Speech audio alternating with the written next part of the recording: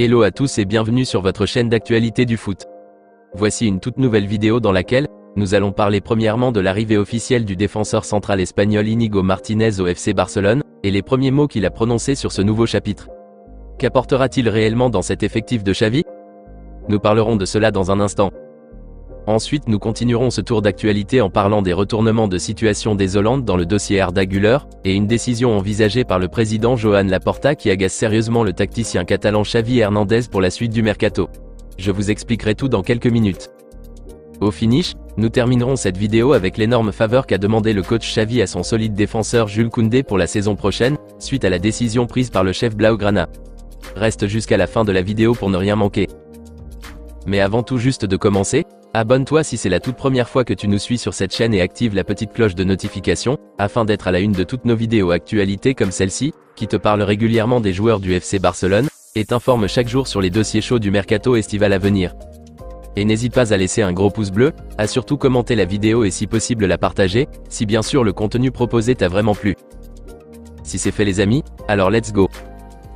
Et enfin le FC Barcelone a officialisé ce mercredi matin, l'arrivée de son deuxième recrue du mercato estival du nom de Íñigo Martínez, international espagnol âgé de 32 ans, et qui évolue au poste de défenseur central. C'est depuis le mois d'avril dernier que son arrivée a été annoncée, et finalement c'est fait. Íñigo Martínez est désormais un joueur catalan. Sa présentation officielle devant le public Blaugrana se fera certainement dans les prochains jours. Et d'après les infos révélées par le quotidien catalan Diario Sport, un contrat de 2 ans a été signé entre les deux parties, soit jusqu'en juin 2025, avec un salaire annuel de 9 millions d'euros bruts et une clause libératoire estimée à hauteur de 400 millions d'euros. Malgré la bonne réputation, l'expérience, et cotes élevées qu'a l'international espagnol en Liga, une inquiétude est soulevée par plusieurs fanatiques barcelonais sur son état physique. Puisque Íñigo Martínez a eu une fin de saison assez compliquée à l'Athletic Bilbao, où il n'a plus joué ne serait-ce qu'une seule minute de jeu depuis la fin du mois d'avril jusqu'au dernier jour du championnat, faute d'une blessure grave qui a conduit à une petite opération même. Et ceci inquiète certains supporters catalans, qui ne veulent plus d'un second cas Samuel Umtiti. Mais la presse catalane rassure que son état va largement mieux, et qu'il est en pleine forme pour attaquer la pré-saison avec l'effectif Blaugrana. Le média catalan rajoute qu'il a déjà même passé sa visite médicale au Barça, une visite médicale qui a été réalisée dans les moindres détails possibles, pour être sûr qu'Íñigo Martínez s'est complètement remis de son opération subie au niveau de la voûte plantaire du pied droit. Et les résultats médicaux ont été satisfaisants d'après les infos relayées. D'où l'annonce officielle de son transfert ce mercredi matin. Après l'annonce, Íñigo Martínez a fait une première déclaration sur le choix de sa venue, et les objectifs qu'il a, en signant au FC Barcelone. Voici ses propos. Je viens avec beaucoup d'enthousiasme et de plaisir pour apporter tout ce que j'ai. Rejoindre ce grand club signifie beaucoup pour moi. J'ai enfin fait le saut que n'importe quel joueur rêverait de faire. Ravi de rejoindre le club Blaugrana. La confiance qu'ils m'ont montrée dès le premier jour était phénoménale, donc je veux restaurer cette confiance sur le terrain, a-t-il affirmé. Voilà donc les premiers mots d'Íñigo Martínez après son arrivée. Maintenant la grande question à se poser, est de savoir, qu'est-ce que l'international espagnol apportera concrètement au système de jeu défensif du Barça? C'est là l'interrogation. Selon les explications fournies par la direction barcelonaise elle-même, Íñigo Martínez est un excellent joueur dans les duels aériens, avec une capacité de relance exceptionnelle et une solidité défensive devant les adversaires vraiment remarquable. Et le caractère et l'esprit combatif que fait preuve l'Espagnol à chaque fois qu'il joue en club ou en sélection nationale, en font de lui d'après les dirigeants catalans, un joueur de premier plan avec beaucoup d'expérience et un renfort de poids pour la défense centrale du Barça. Ainsi la direction catalane trouve qu'il pourrait être d'une utilité immense pour la charnière centrale défensive du Barça, en compagnie de Ronald Araujo ou Andreas Christensen, et de Jules Koundé. Personnellement, je trouve qu'il est très bon et qu'il pourrait quand même apporter sa pierre à l'édifice, mais son âge avancé et son état physique m'inquiètent aussi un tout petit peu. Surtout qu'il a été opéré, et qu'il n'a plus joué aucun match en club ni avec la Rora depuis fin avril. Mais je me rappelle que les dirigeants de Bilbao refusaient depuis l'hiver dernier les avances du Barça, et s'étaient férocement opposés à son départ cet été du club puisqu'ils souhaitaient le prolonger. La presse catalane a même souligné que Íñigo était obligé de mettre la pression à ses dirigeants et d'exiger son départ du club. Ce qui a été finalement fait, et il a quitté en étant en froid avec le club Bilbao. Ce qui prouve à théorie l'impact et le rôle majeur qu'il jouait là-bas.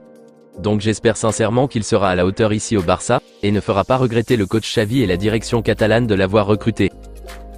Dites-moi les amis dans les commentaires ce que vous en pensez de l'arrivée officielle d'Íñigo Martínez, et si vous trouvez qu'il serait d'une grande utilité dans cette charnière centrale de la défense. Vos avis dans les commentaires. Nous continuons ce tour d'actualité en parlant du rebondissement néfaste qui a surgi ces dernières heures dans le dossier chaud bouillant du prodige turc Arda Güler. Malgré que plusieurs médias catalans nous avaient nourri pleinement d'espoir quant à la concrétisation du transfert du jeune ailier turc, hélas, tout a malheureusement capoté. Le célèbre journaliste italien Fabrizio Romano nous a révélé sur son réseau social Twitter que le Real Madrid a désormais la main mise sur ce dossier, et aurait même eu un accord verbal du jeune Arda Güler lui-même, et un accord de principe avec les dirigeants de Fenerbahçe, qui seraient sur le point de valider la nouvelle offre alléchante des 20 millions d'euros offerte pour enrôler leur crack. Rappelons que son prix fixé au départ était de 17,5 millions d'euros, une somme que la direction catalane peine difficile à se positionner dessus, et voilà les merengues qui eux, n'ont pas de soucis financiers, ont su se démarquer et ont réussi à officieusement valider le transfert d'Arda Güler. Et franchement c'est dommage et triste, que même avec ce voyage effectué par Deco, rien de concret n'a pu être fait. Nous voilà dans la même situation que celui de Léo Messi il y a de cela quelques semaines. Et tout ceci, n'est que les conséquences du fait que le Barça n'arrive pas à vendre ou à se débarrasser de ces indésirables qui ne veulent pas du tout partir. Un club qui existe plus d'une décennie, qui se retrouve dans cette situation désolante où, il est mains et pieds liés, c'est franchement déplorable. Au moins on peut se soulager avec le dossier du prodige brésilien Vitor Roque, qui est totalement bouclé d'après les dernières révélations ce mercredi matin de Fabrizio Romano. Il a précisé que tous les documents restants à signer, ont été signés et que Vitor Roque est désormais officieusement un joueur catalan. Sauf qu'il faudra peut-être attendre d'ici l'hiver 2024, c'est-à-dire en janvier 2024 à cause du fameux fair play financier, pour qu'il puisse débarquer en Catalogne. Dites-moi les amis dans les commentaires ce que vous en pensez de l'échec du dossier Arda Güler. Rendez-vous dans les commentaires. Par ailleurs, face aux difficultés économiques que rencontre le Barça, le chef blaugrana Joan Laporta pourrait finalement prendre une décision glaçante concernant la suite du mercato. D'après les infos relayées par le quotidien espagnol AS, Laporta pourrait décider de ne plus recruter de latéral droit cet été, comme le souhaite Xavi, malgré l'intérêt manifesté pour l'international portugais Joao Cancelo, qui lui aussi désire venir, et le jeune latéral prometteur de 18 ans Ivan Fresneda, qui évolue au Real Valladolid. Mais l'état délicat des finances du club pousse le président Joan Laporta à ne plus envisager de recruter un arrière droit de métier. Et donc l'idée serait de se tourner vers l'équipe réserve du Barça, afin de piocher quelques jeunes latéraux droits là-bas pour se renforcer, et se débrouiller comme ce fut le cas cette saison écoulée. Une décision qui certainement, agacerait énormément le coach Xavi Hernandez, qui veut avoir un excellent ailier droit de métier pour la saison prochaine, et non plus faire du dépannage avec Jules Koundé ou Sergi Roberto des fois.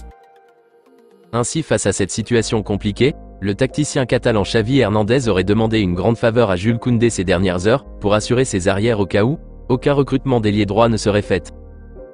D'après les révélations de la presse catalane, le technicien blaugrana aurait supplié le défenseur français, qui est un défenseur central de métier, de continuer au poste de latéral droit la saison prochaine.